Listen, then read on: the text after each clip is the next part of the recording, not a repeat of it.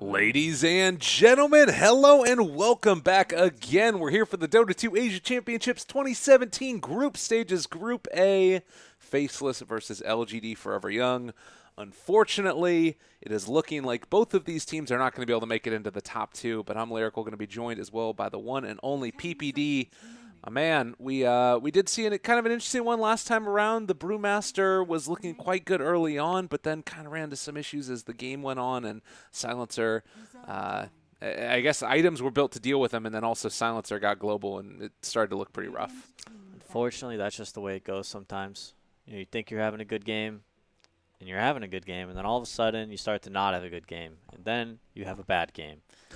And then the game ends, and you have to play another one. I'm feeling like it's I don't know. Are there games where you can get your confidence shaken in something like that? Do you think that Faceless is a team that would get their confidence shaken? Is that? I think their confidence has been shooken already this tournament, and the game was going pretty well for them, but then to almost realize, like, fuck, like, we were doing well, but we weren't doing well enough. And I think that was the issue with last game is they did well in the early game, which was nice, but they didn't do enough.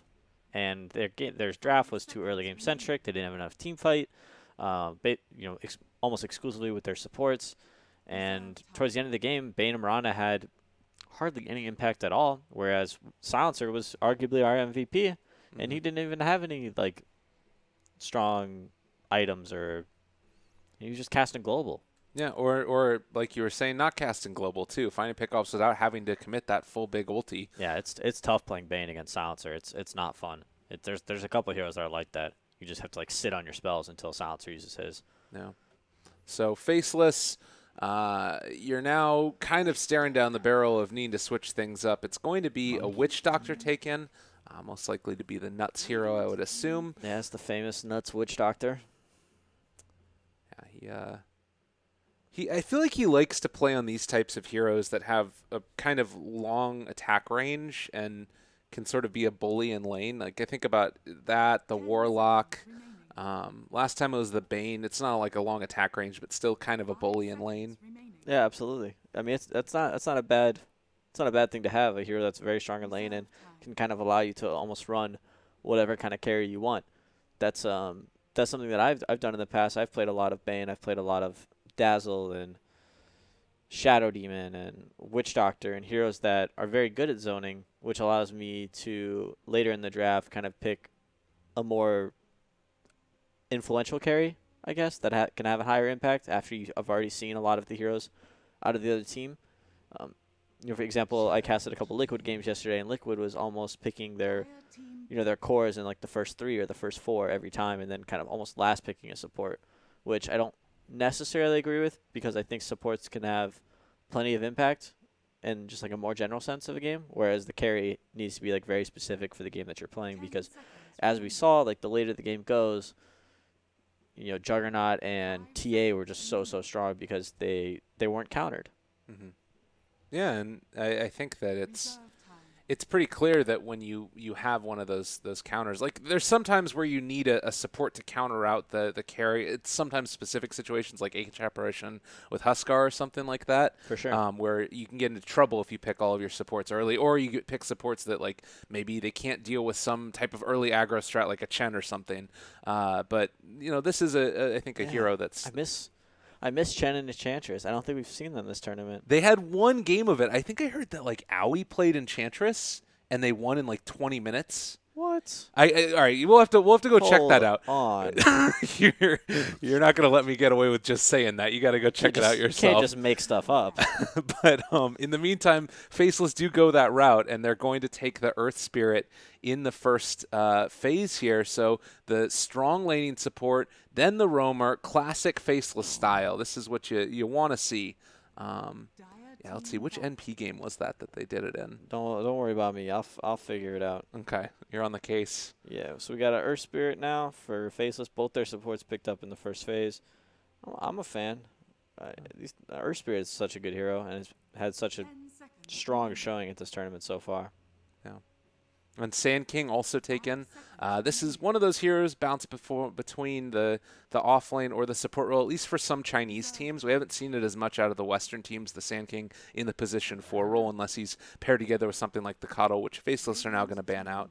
So good decision there. Also, the second round of bans being the anti-mage, not necessarily what you would expect, but pretty cool.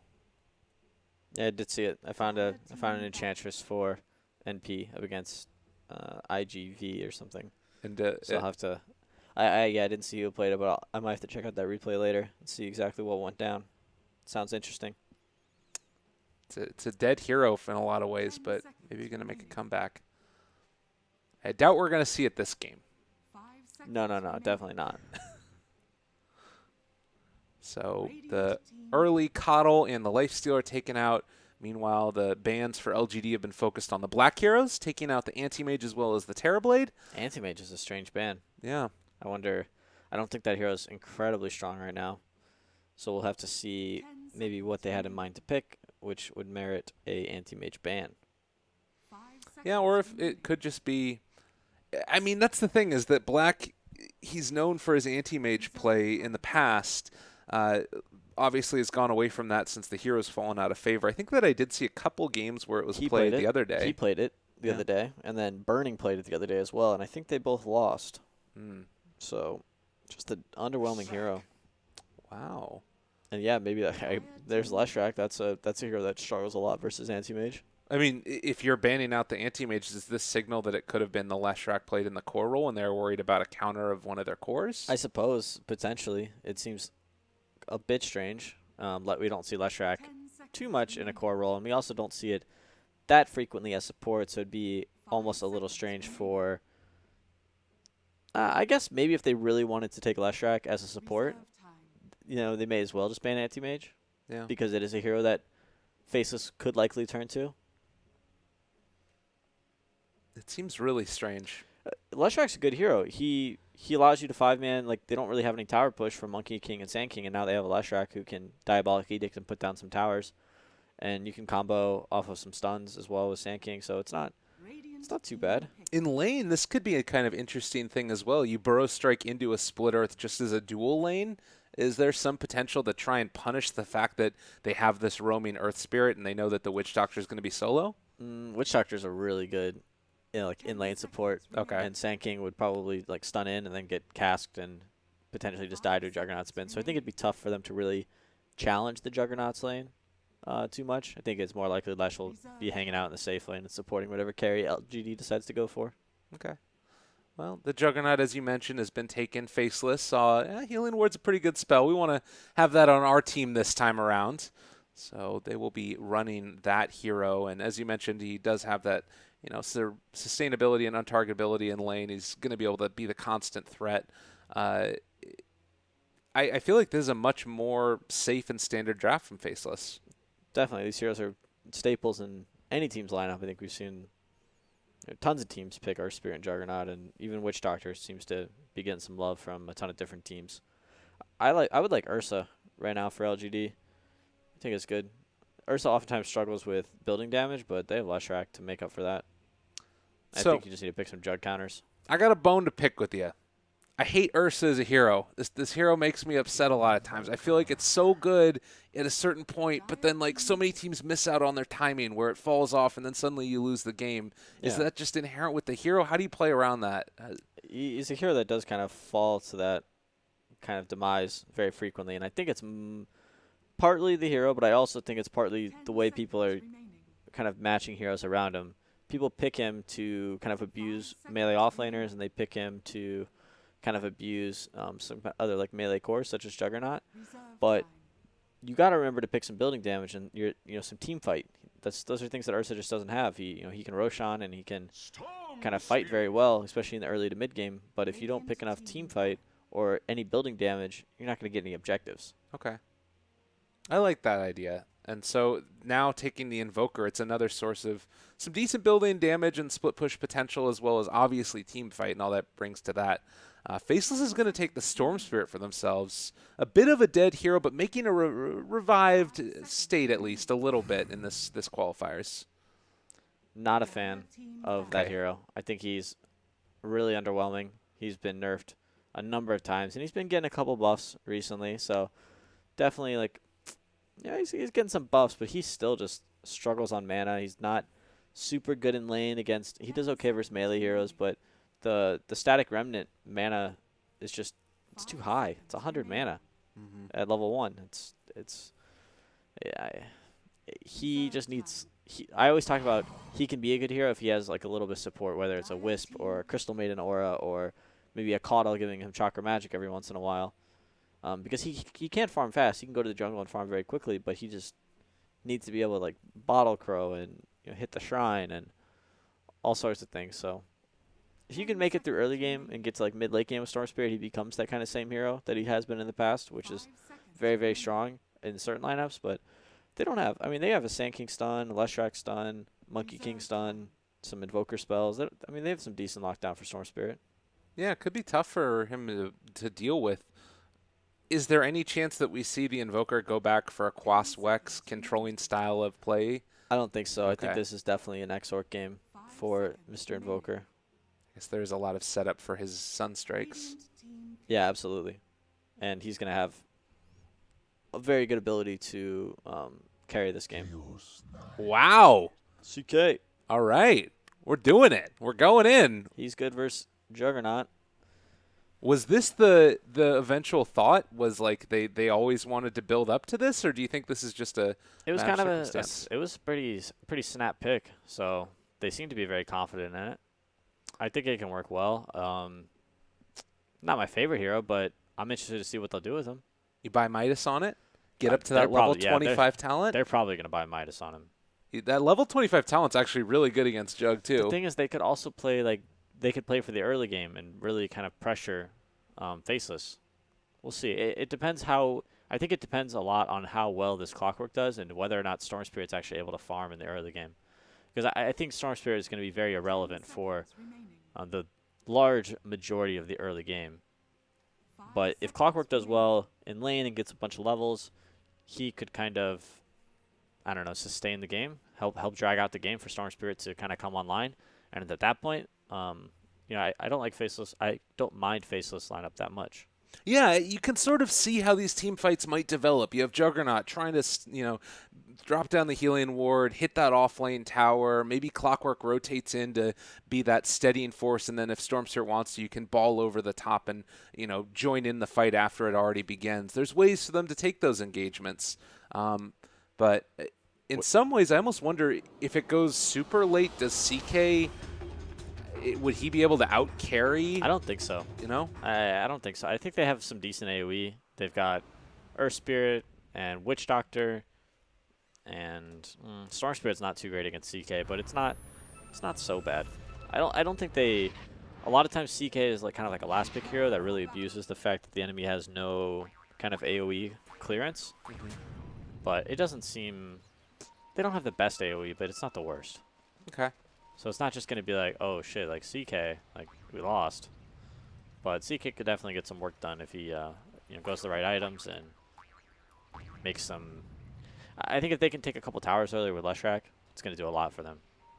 You can already see that this early emphasis by the Dire to move in here and try and get vision in the off-lane area. LFY, they're going to, throughout this whole game, Faceless is going to know what's going on over on this side of the map, at least this early phase with these wards placed down.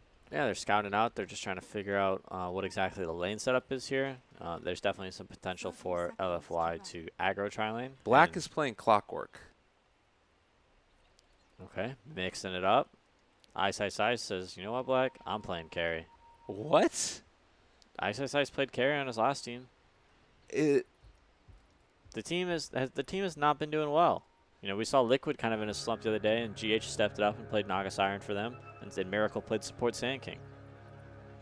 Okay. Now, we don't want to have to read too much into this. It's the group stage games. You can it's make going good. any assumptions you want. Okay. You should exercise your ability of free speech. I should. All right. Just from my point of view, I don't think it feels like it's a scary thing to be going into a tournament and switching up roles like that. Do you expect that they continue this if we're looking at the main stage as well? Well, are they winning or losing this game in your theorized? That's a good question as well. We'll have to keep our eyes on it and figure it out, but I don't know if this is something they've been practicing at all or not. I think if they win this game, Ice keeps playing carry. Okay. But if they lose, it's all up for grabs at that point. Well, they're not going to be playing any more games if they lose because it's a best of one. That's oh wait, yeah. What am I talking about? Of course. Yeah, I'm talking about this for game. that upcoming best of one. Right. Yeah. Very good point. All right, XY rolls in a little bit off the mark. It's certainly not showing necessarily a sign of confidence, but well, Jising, he's Switch Doctor has heal first. Yeah. That's new. There's a lot of questionable things going on, man. I mean, that's kind of you see a lot of. They're questionable to us, but they make a lot of sense to these guys. Okay. In most cases. Whenever I watch kind of like China versus China Dota, I'm just like, what is going on here? This is so weird. Like, are they like? I always think like, oh, is this bad? Like, why are they playing like this? But the thing is, like, it's just a different meta. Mm-hmm. And Black's in trouble here on the bottom lane. Yeah, they're going to be able to. Might be okay. Oh, Cogs break out. Still very low. The Orb Venom. Oh, it's not going to get him down. He ate the Tango. All right. That would have been. Lived with nothing there. That would have been pretty hype if the. Ended up bringing it down, but thankfully he's able to escape. Now he's going to be able to make it over to his shrine. So Black going to live through that early movement. How difficult is it changing from carry to offlane position? It just depends on if he's done it before. I don't know how much experience he has, but generally side lanes, a lot of times carries can find themselves almost in an offlane. Oh my gosh. I think we missed that one, but Juggernaut decided to man up there. He got exposed. All right. Yeah, this is... It's not looking well for Ice carry supporters at this point. Yeah. It's like, maybe I should have played Juggernaut. Well, and that's the other thing is that this is a team that's always been in... Watch mid, he's going to kick him. He did just get level 2, so yeah, he has it done. There's the kickback into the Remnant as well. Well played. Super is going to drop. So XY getting a little bit lucky on that one, and White not able to be the mitigate factor. Didn't see that coming. Burrow onto 2. That's the problem when you use both your wards as Radiant and you like defensively tri-lane. You ward your safe lane rune. You have like no vision of what that off lane rune is, and you really don't. All you know is that you don't have the rune. So it could be a haste, an invis. It could be something useless like an illusion. You know all that that auto attack. Yeah, he got through it there. What a stretch. Pretty long range one. Ends up being able to connect it nonetheless. I just feel like this game is very odd already. You saw, it threw me for a loop seeing Black playing the clockwork and Ice switching it up. End up losing it. Witch Doctor ended up going heal first. Nuts has now gone back into the cask, obviously. But do you feel like this early game is favoring either team over the other one? I think that, I don't know, I think things are going pretty well for LFY for the most part. I mean, the Sand King he has phase boots, so he's obviously taking this game seriously. Is that not the build? No, I think this is a Tranquil Boot hero for sure. Okay. But you know what? He earned himself the opportunity to buy whatever boots he wanted when he first blooded the carry. So okay, fair enough there as well. Meanwhile, over here to the side, White is going to end up dropping after they ended up taking down the Earth Spirit as well. So just back and forth. Is there any world in which this works for Sand King and it's okay? Like maybe trying to punish the laning phase heavier. No, not as an offlane Sand King. There's really no. Okay. There's no good rationale for him buying phase boots. It's just like one of those egotistical plays, to be completely honest. All right. He might be looks like he's okay. He's fast. Look at those phase boots. He's very fast. He can phase through units. He's a tough kill for sure. But no, like Tranquil Boots, that like increased movement speed when they're active is nice, and then the health regen is obviously good. You saw he actually had to buy more tangos because he had phase boots. So he's just gonna, his blink dagger is gonna be that much farther away. All right. We'll have to see what he ends up going back for. Looks like he has Tranquil Boots queued up as well, so I'm not sure if he's going to go for those or not. It's a very odd game all across the board here.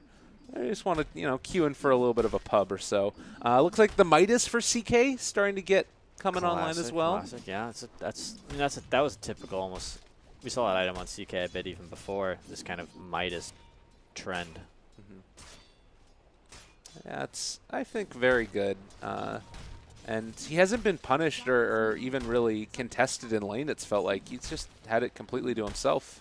Yeah, the CK Lush lane is actually pretty strong. The double stun setup can do a lot of damage to Clockwork, and Black's got to be a little worrisome in lane.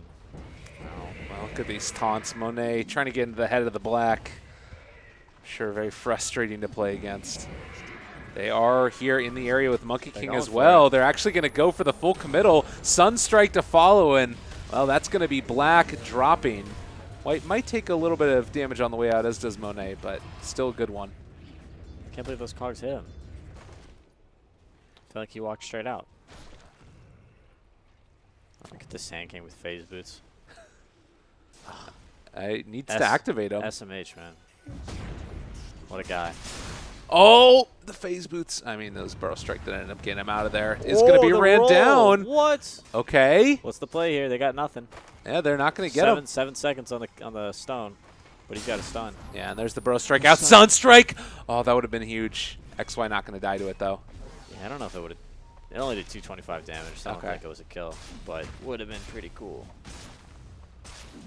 So, Healing Ward dropped. This is the play for Faceless. You take down the tower, keep the movement going. I guess the other thing that I was sort of skirting around the edges of, and the thing I want to ask about this switch up of roles between offlane and carry, is that something where you feel like there's some hostility going on, or do you feel like it's just it's if you switch up teammates, you switch up players? I think it's wrong of us to assume that the That's team what is I'm having wondering. Internal conflict. But right. It's definitely a better story. It's the question to have, at least. Yeah, it's something to talk about. But at the end of the day, like, you and I actually have no idea what we're talking about. Exactly. So we're just making stuff up for the sake of putting into our viewers' heads and giving them something to post on social media. Absolutely. So, I mean, it's fine. We can take this cast any direction you want. Doesn't matter to me. I love it. It's great. This is entertainment. This is live theater. I'm ready to put on a show. Absolutely. I love it. Well, clearly, everybody hates everybody in the world. That's what we've been able to establish. I just hope that if a player decides to listen to the cast and they hear me talking shit, they know I'm just doing it for fun. Absolutely. Action on the bottom lane. They've already killed off Nuts on the other side, so Earth Spirit going to go down. Monet, well, yeah, he's going to try and get out of here. Black is running down LPC. I like what Lesh is doing right now. That was super sick. He is still going to get caught there, and looks like he's almost going to fall. He's okay. Fast. Oh, the taunt. Disco what a boss. Hell yeah. LPC doesn't even care. He is going to die in the end, but that is lovely. Oh, God. He was just circling that creep, and then he just, all of a sudden, he decided, he got like one step on Black, and he's like, I'm going for it. I'm making a run. You'll never catch me. And then he knew he was dead, too. Jug was too fast. If he would have had phase boots, he could have lived. But he didn't get first blood on the carry. Oh, shit, he's in trouble again. Yeah. Where's your taunt at? Come on now, Sunstrike. Oh! Oh, Taunt, LPC, the god! Taunt. What are you doing? They did it! Oh! What a guy. A boss. He might be my new favorite player. What? LPC. He's waiting. They know. Earth Spirit. He knew it was happening. What's he doing to this Earth Taunt Spirit? again. Come on. Make the play. He's going to kill him. He's taunting again. This is too good, man. The disco ball. You don't normally see these types of plays out from the Chinese teams, I feel like.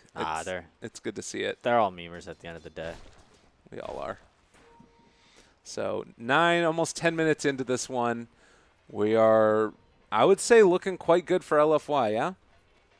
Yeah, for sure. And the Leshrax just entered God mode, so I don't know who's going to kill him. Probably Clockwork and Storm many times this game.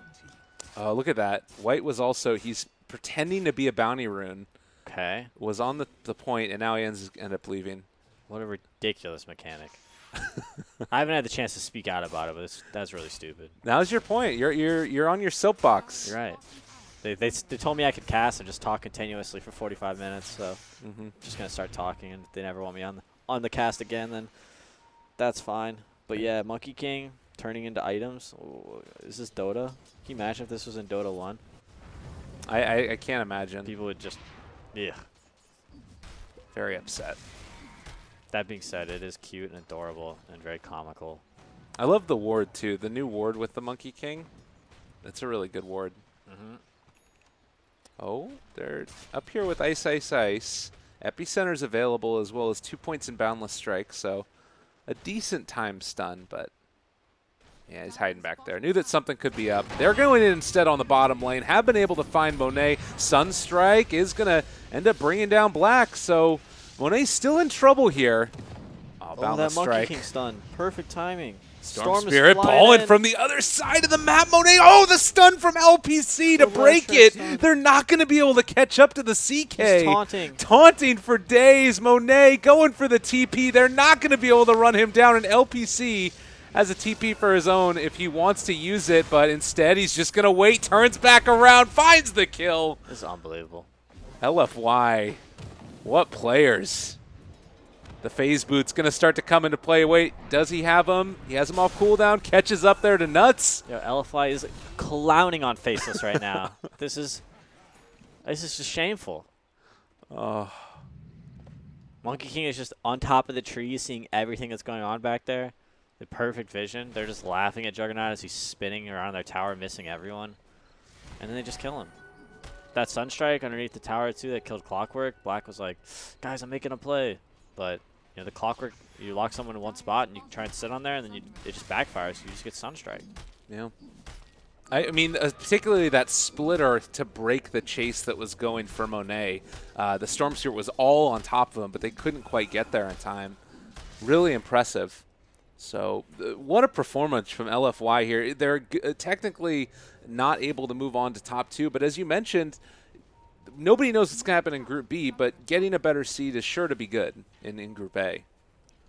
And yeah, that's the difference between Liquid or top 12 and top, what, 8? Mm-hmm. So there's a significant amount of money there. And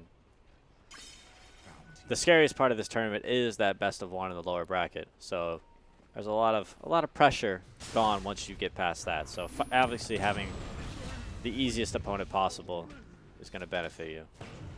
Well, Super did end up finding one, but will get found out himself. So the combo of Black and Nuts takes the kill there in the jungle. Nice pickup. Oh my gosh. You gotta be careful with your words there, Lyrical Man. There's too many puns going on for me. Yeah, absolutely. God damn it. It's great. Well, it's set up here in the mid lane. LPC starting to take down the tower. They have been able to find the Earth Spirit, and a quick split Earth is going to be able to net them another kill. Just feels like they're throwing their bodies at each other. They absolutely are. The Storm Spirit, though, is just not having that impact. He's starting to. He's got his core items, though. He's got his mana boots and his bottle and his soul ring, so his farm's going to start picking up a lot. It's just going to be a little bit longer before he really starts having too much of an impact. So, again, LFY, they take down the mid-tier 1 tower. We're going to have maybe some more aggression down here towards bottom where it's already almost been stricken to the ground. Yeah, bottom tower is 132 HP. It's actually in deny range, so could deny it. I don't know. Where do you feel like Faceless go from here? It feels like the momentum that they wanted to hit of like an early timing with Juggernaut, you know, barreling down towers and Storm Spirit able to come in at the end of it has kind of been lost to them. Yeah, they're in a bunch of trouble. Juggernaut's really kind of not kind of had the impact that he wanted to have in the early game. I think like his first couple Omni Slashes actually didn't net any kills out of them, which is just really unfortunate for him because a lot of times Juggernauts do grab a couple early kills, which lead to like a tower, for example, and they got the tier 1 tower bottom, but haven't actually got the tier 1 tower top, which they attempted to push at one point of this game. So Juggernaut, there's going to come a time here pretty soon where Juggernaut's really going to struggle in dealing with this CK. Look at this. This guy's just clowning on him down here. I guess I imagine LFY understands the situation that they're in. They realize they can't really make it to the winner bracket, and neither can Faceless, so maybe not taking this game totally seriously. Maybe neither team is, really. Yeah, maybe neither team is. Maybe they're just a couple of mates having some fun. There's a courier here. Taunt. Do it.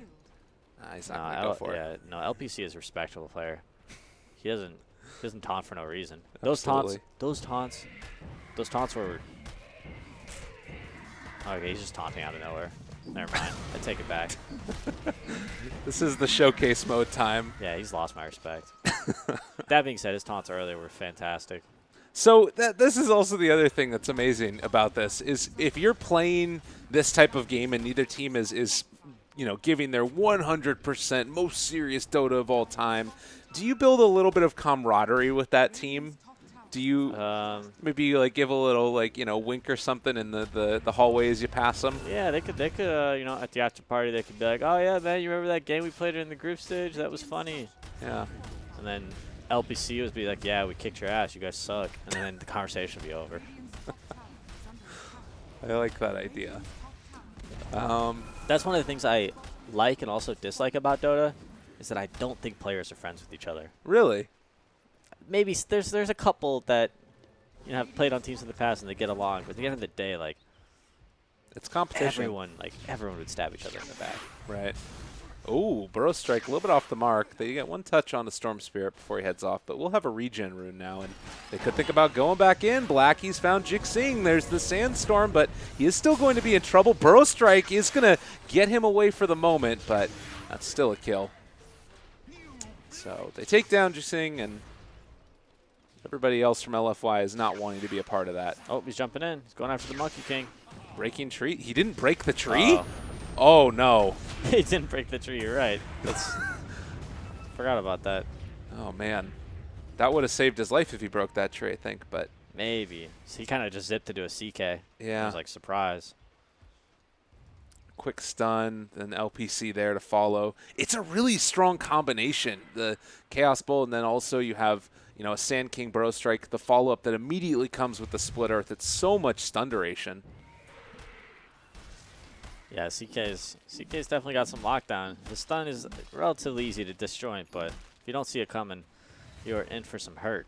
Well, even if there's like a Sand King there too, the follow-up that comes, it's like more than enough to set up for a Sunstrike, and then you have anything else that follows. That's what we talked about the Invoker, whether you go Quaswex or XR, it's just like, with so many stuns and set up in your lineup, especially like almost seemed like they had the CK in mind as soon as they saw Juggernaut. It's just a no-brainer for him to be set up for Sunstrikes throughout the game. LPC at this point has gotten himself quite involved in all of these kills. Currently 2, 1, and 8, so 10 out of the 13 kills he's participated in. Yeah, he's the best player in the world. At least in their hearts, at the very least. Yeah, he's won me over, that's for sure. I think he's been around for a long time. He's played on a couple of different teams. I think that he is the longest standing player with LFY. Maybe Monet is the other one. I'm not exactly sure. I don't know. Either way, it's nice to see some new guys on the scene, and I'm glad they're having a pretty decent run at the group stage here at DAC. Not breaking into the top 2, but definitely very close and a respectable group stage. And they won a lot of games, get those under their belt, but they also probably learned a lot, which is one of the most important things about tournaments like this. And they're not going to the major, I believe. Right, they're not. But TI qualifiers coming up. Mm-hmm. Absolutely. And you think about all of the other tournaments that happen. There's so many qualifiers in China that are incredibly competitive. A lot of that tier 2 talent runs deep, and it's at about the same level where you don't always challenge for the top seeds in international tournaments, but there's always competition to get into them. And being able to be here and, you know, be involved in scrims, I guess probably some during the off days and stuff like that. It's a lot of good, valuable experience. So Jabs has his Bloodstone newly minted, 12 charges on it. Also a DD rune in hand. I'm sure that Faceless would love to get involved in some kills right now, but LFY not affording them that opportunity. Ice going back for the Battle Fury like a boss. Trying to carry. I like that. I like that. He's got to do something crazy. Yeah. Is Battle Fury just always not going to? It's like the exception to the play. It's a pretty dead item for Juggernaut. It used to be kind of the regular. Oh, I think we might have some action here. They found Black, but they're able to break down the trees. 4-second stun. The turnaround here, though, is it going to be enough? Sunstrike comes down. Black is going to drop and, well, immediately jumps into the disarm. Oh, that hurts so bad for the Storm Spirit. There's going to be a roll away. XY trying to escape. They have been able to kill off that Monkey King. They buy back on the Clockwork, trying to get in on the fight and able to Omni Slash before the EMP comes out, but still, Ice in trouble, and Monet will run him down. Jabs finally into this. Armlet Toggle is not going to be there. DD so Storm double. Spirit. Yeah, he does a lot of damage. Epicenter, is it going to be enough, though? Chaos Meteor a little bit late on the mark. The healing is actually coming in enough from the Nuts, and they're able to turn this back around. Makes it to the Shrine in time. Burrow Strike, not going to be enough to find the kill. So the team fight won there, relatively speaking, by Faceless. Yeah, it was a pretty actually nice fight. Ice made some cool plays on Juggernaut. They really tried to set up and kind of kill him, but he dodged like the first set of attacks with the spin, and then he got tornadoed by the Invoker and EMP'd, but the second that he was down from the tornado, he managed to get off his Omni Slash and dodge a lot of not only the Sand King stun, but also the EMP, and it did a lot. And then Storm Spirit kind of came out of nowhere with a double damage rune, and now he's up to 14 Bloodstone charges. And also at the very, very tail end of that fight, when they were chasing uphill into the Shrine, Invoker's very last auto attack onto Witch Doctor missed, which would have killed him. And Witch Doctor was able to enable the Shrine and turn around and throw a cask on the Sand King. And, Sand King barely lived thanks to his phase boots. But definitely a nice fight for Faceless, and they really needed that. It would have been nice if Juggernaut could have lived and could have picked up some items, but Storm Spirit definitely got a lot out of it. So they are set up here onto the... Well, Juggernaut, and the Sunstrike is going to find the kill. So you talk about it, a little bit unfortunate that you missed that one, and then they end up being able to find another. Oh, yeah. LPC, bottom, is going to get caught. This is more Bloodstone into the coffers of Jabs. Absolutely. So we'll see what Storm Spirit can do. It's really unfortunate that Juggernaut's dying so much, especially as he kind of builds into this Battle Fury. He's just, he's like halfway to it, which isn't where you want to be at 23 minutes. I mean, does it hurt his ability to take these fights in the late game? I know that you kind of are sort of going to need it to deal with CK, yeah, but I think he feels like he needs it to deal with CK, which might be the case because they have some AoE, but not the most AoE. I was looking over here. I was like, Monkey King is on the map, I'm sure, and then I saw a tree moving. I'm like, oh, right. Clockwork did just finish his Blade Mail, though. It was an item he was missing in that kind of team fight at the Dire Secret Shop area. Now have the potential to get set up here. The Tier 2 tower is going to drop. The movement in now. The rest of Faceless wanting to get in position to take this engagement. Smoked up, fighting post the tower dropping. And I think we're going to have a fight here. Yeah, Monet, the first one to get initiated on. The stun is there. Miss onto the Maledict. Storm Spirit jumps forward, able to find Ginseng. It doesn't end up hitting on any of those auto attacks. The Boundless Strike going to connect onto 2. That was not the initiation that they needed from the Storm Spirit. Black just got ditched. CK ult is out, guys. Run. They're turning around, and they're going to keep taking this fight. Burrow Strike onto 3. Sunstrike to boot. LPC, it's a big old split earth. The Omni Slash is there, but it's not nearly going to be enough. 4 dead. All of LFY standing tall. CK is way too farmed. He's got a Manta and his ultimate out, and Juggernaut Omni Slash. Yeah, you can't even deal with the illusions. My God. What a combination. Yeah, they just kind of walked into CK, and then they realized, we actually can't do anything to CK.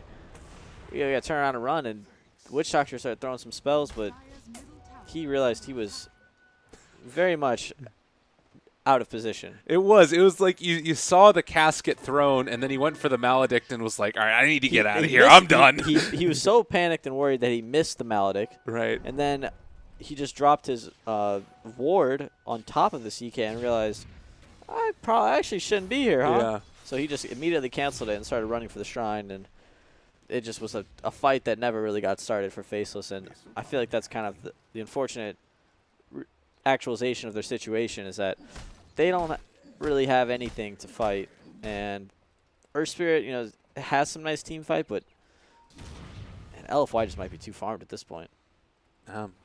14,000, almost 15,000 net worth on Super. He has been involved in so many kills throughout this game through Sunstrike assists and just straight up last hits. And you look at the farm, I mean, Sand King is almost ahead of the Storm Spirit, for goodness sakes. Sure, the 15 Bloodstone charges look nice, but they just don't have the damage. I'm not sure exactly where you find it from. Maybe you get more farm onto XY, and that allows you to get that, or you just play the pickoff game and hope that you're able to get gold through comeback mechanic? They got to find some kills, which would be nice if LFY ever spread out, but I don't think that would be very smart of them to really spread out at all. But maybe Sancty's going for something bottom here. Oh, Cancels what? The cask?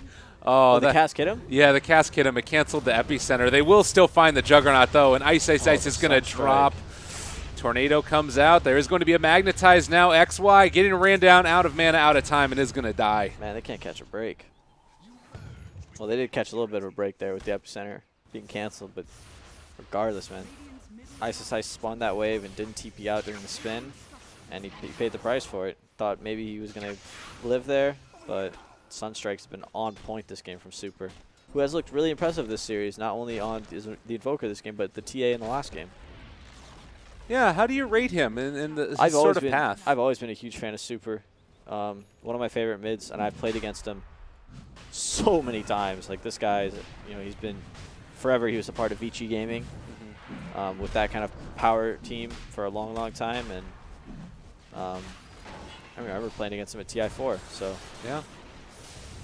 Well, in the meantime, they've been able to find and take down the Taunting Master himself. LPC, the Burrow Strike, going to connect onto two. Sunstrike comes in, split between Nuts as well as Jabs, but they are still going to be able to run down these heroes in just a second. Omnislash is out, bringing CK to about half HP, but the turn, the right clicks, the kills. Oh, the Arma toggle. Oh, so much damage. 600 damage from Maldic there. That's crazy. So they are going to be able to bring down that CK. Oh, it's a super good fight for them. And Storm Spirit's back up now thanks to Bloodstone, but no, he didn't dust. He did dust. It hit, it hit. XY, okay, they've got one. Looking for Super, bringing him low. That is going to be a kill. Oh. No, he's got a lot of regen. Oh, my God. Run. He throws out the Tornado. He might be dead now. Cold Snap. Monkey King is there. They're going to turn on to Jabs. Is able to make at least the start of an escape, but Sunstrike to finish. Super turned away before he even got the kill. Evoker's a tough kill. That hero, once he gets his levels up, he is something else. Oh, Jinsei, he's going back in now. Epicenter, Burrow Strike. Where? Oh, that's not where you need to go. No. Other way. Going home. So by the end of the Storm Spirit kill, it ends up looking a little bit better for LFY. But you were mentioning that you felt like in that fight that it was pretty great for Faceless by and large before that point. Witch Doctor hit Maledict on CK, which is probably the only way they can kill him. And they actually got a pick to start the fight. They killed Leshrac at the very, very beginning. So before